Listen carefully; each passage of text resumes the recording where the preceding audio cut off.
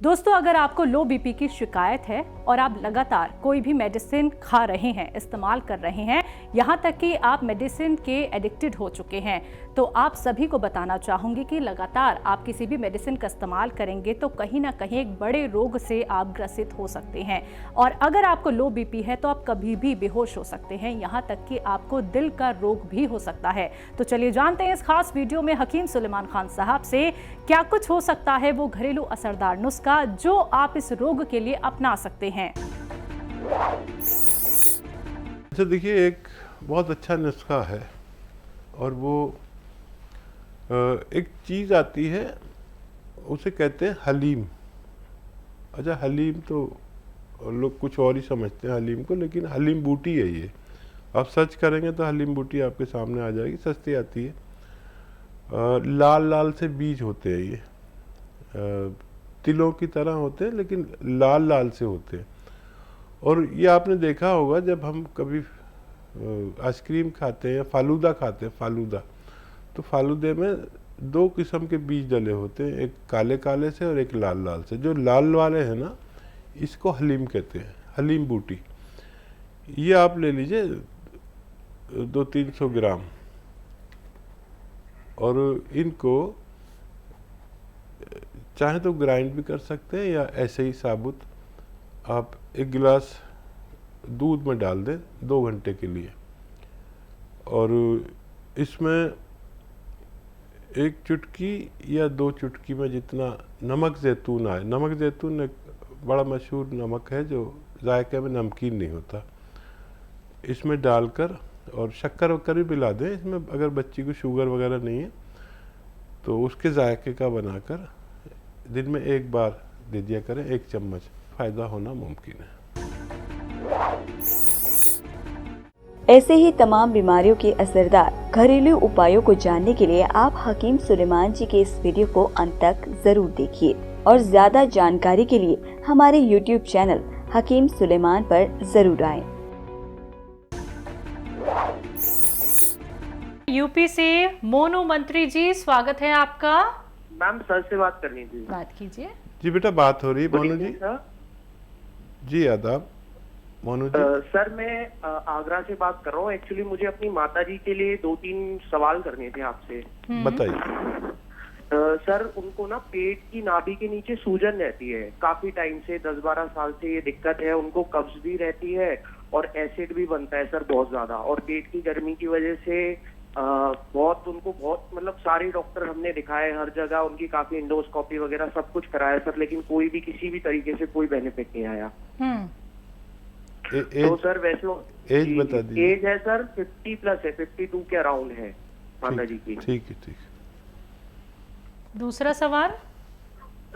Sir, एक तो उनको यूरिन की जगह पे ना एक लंबा सा छाला भी हो गया है, तो उसमें काफी जलन रहती है उनको, और ये डॉक्टर ने कंसल्ट किया था कि वो पेट की गर्मी की वजह से या एसिड की वजह से या कब्ज की वजह से ये छाला है। तो उसमें काफी मतलब जो भी गर्म तासीर होती है ना जिन चीजों की, तो वो खा नहीं पाती, लाइक पपीता या कोई भी ऐसी चीज गर्म जिसकी तासीर होती है ना, तो उन्हें सर काफी प्रॉब्लम होती है। इतना होती है कि वो रात को रो रो के उठ के रोती है। ठीक। तीसरा सवाल।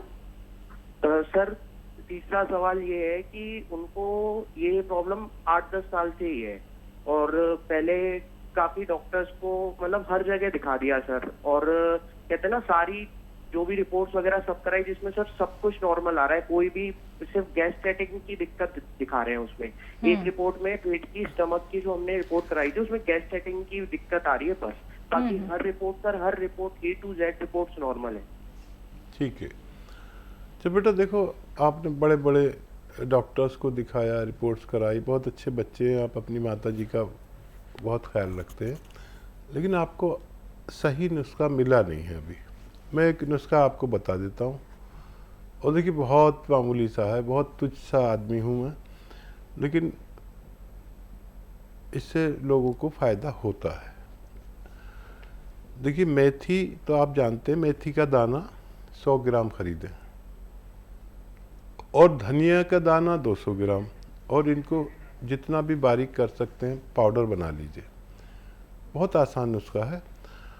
और एक आता है नमक ज़ैतून। नमक ज़ैतून असली लें। असली नमक ज़ैतून लेना ज़रूरी है। ये नमक देखने में बिल्कुल नमक जैसा होता है, लेकिन जायके में नमकीन नहीं होता, इसका स्वाद नमकीन नहीं होता, ये पहचान है। और ये बिल्कुल सफ़ेद होता है। अच्छा, ये जो पाउडर आपने बनाया नमक के साथ लेना है।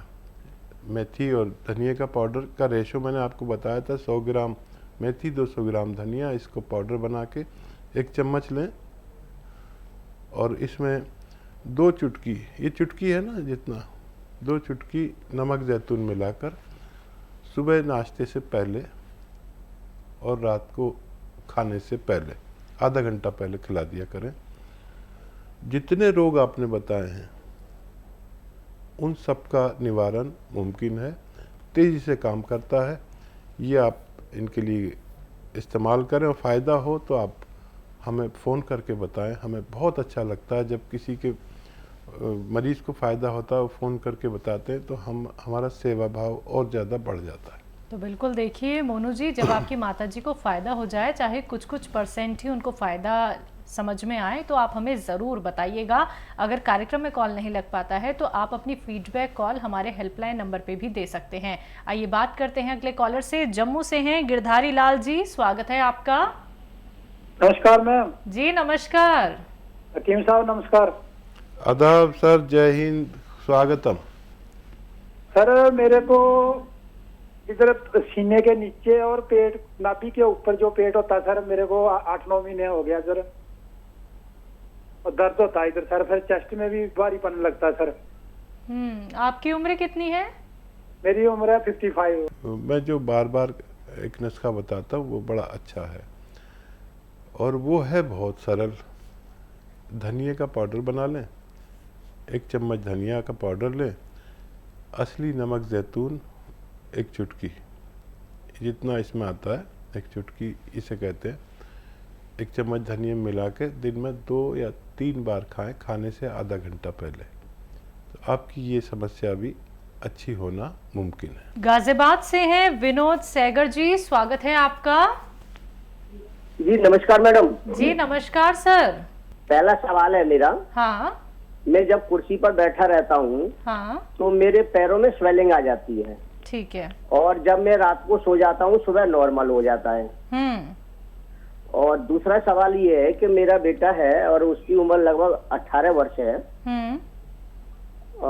लगभग 20 के करीब होने जा रहा है, तो उसकी हाइट नहीं बढ़ रही है। मैंने जो है आपके जो होम्योपैथी दवाई भी कराई है और वैसे भी दवाई कराई, लेकिन उसकी हाइट नहीं बढ़ रही है।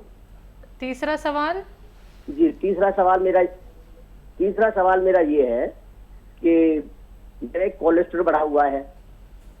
आपका 200, हाँ 200 है, 200 मैंने अभी टेस्ट कराया तो 200 है। ठीक है। हाँ जी। और चौथा सवाल एक और है, मेरी मैडम का है, उनके पैरों में, घुटनों में दर्द होता है। ठीक है। अच्छा देखिए, बच्चा को काफ़ी लेट कर दिया, फिर भी कोशिश कर लीजिए। और गोंद मोरिंगा सफ़ेद एक आता है जो असली लेना ज़रूरी है, नकली भी लोग बहुत बेचने लगे हैं। तो गोंद मोरिंगा सफ़ेद 1 ग्राम बच्चे को पानी में मिलाकर, दूध में मिलाकर या नारियल पानी में मिलाकर, जैसे भी आपकी हैसियत है, हालात हैं, इस हिसाब से दीजिए, क्योंकि वो भी बहुत महंगा आता है ना, 40-50 रुपए का नारियल पानी। तो गरीबों के लिए पानी से ही काम चल जाता है। रईस लोग नारियल पानी में भी ले सकते हैं। ये उनको 2-3 महीने दीजिए, उनकी हाइट का पैमाइश कर लीजिए कितनी है, और फिर 2-3 महीने बाद देखना कितना उनको फ़र्क पड़ा। दूसरा सवाल, पैरों में स्वेलिंग रहती है जब भी ये पैर लटका के बैठते हैं। कैल्शियम की कमी चल रही है आपके अंदर। तो कैल्शियम की 1 गोली हर उस आदमी को यूज़ करनी चाहिए जिसकी उम्र 40 साल से ज़्यादा है। 1 हफ्ते में 1 कैल्शियम की गोली खा लिया करिए, ये स्वेलिंग आपकी अच्छी होने लगेगी। और कोलेस्ट्रॉल जो आपका बढ़ गया है उसके लिए सिरका लीजिए, कलौंजी का सिरका 2 या 3 चम्मच 1 गिलास पानी में डालकर रोज़ाना, और उसमें एक चुटकी खाने का सोडा मिलाकर रात को सोते वक्त पी लिया करिए, आपका कोलेस्ट्रॉल लेवल ठीक होना मुमकिन है। पत्नी के लिए घुटनों में दर्द? घुटनों के दर्द का एक तोहफा है आवाम के लिए, जनता के लिए। ये मैंने घर घर तक इसको प्रचार किया और लोगों को बड़े फ़ायदे हुए। गोंद स्याह नाम का एक गोंद आता है जिसे काला गोंद भी कहते हैं, लेकिन बदकिस्मती से अब इसे लोग नकली बहुत बेचने लगे। असली लेना आपकी जिम्मेदारी है, क्योंकि हम दुकान पर जाते हैं तो मांगते हैं तो वो एलवा दे देते हैं, एलवा नहीं लेना, या कोई और गोंद दे देते हैं जो चमकते हैं, शीशे की तरह चमकता हुआ गोंद दे देते हैं। ये जो गोंद स्याह है जिसे काला गोंद मैं कहता हूँ, ये चमकता नहीं है, लेकिन अगर 100 ग्राम भी मिल गया आपको असली तो 15-16 रुपये रोज़ का इलाज है। 1 ग्राम लीजिए, आधा ग्राम सुबह दीजिए अपनी मैडम को, आधा ग्राम शाम को खाने के बाद देना है, पानी से देना या बगैर चर्बी के दूध से। ये 100 ग्राम ख़त्म नहीं हो पाता कि मरीज़ का ठीक होना मुमकिन होता है। जी, पंजाब से हैं लता जी, स्वागत है आपका। नमस्कार दीदी।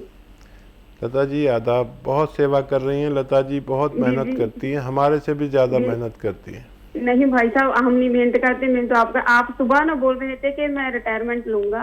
भाई रिटायरमेंट तो ले लेना, लेकिन भाईजान ये मत कहना कि मैं रहूं या ना रहूं, हमसे ये सुना नहीं जाता भाई। ऐसा कभी मत कहना आगे से। रिटायरमेंट ले लेना, लेकिन ऐसा ना कहना।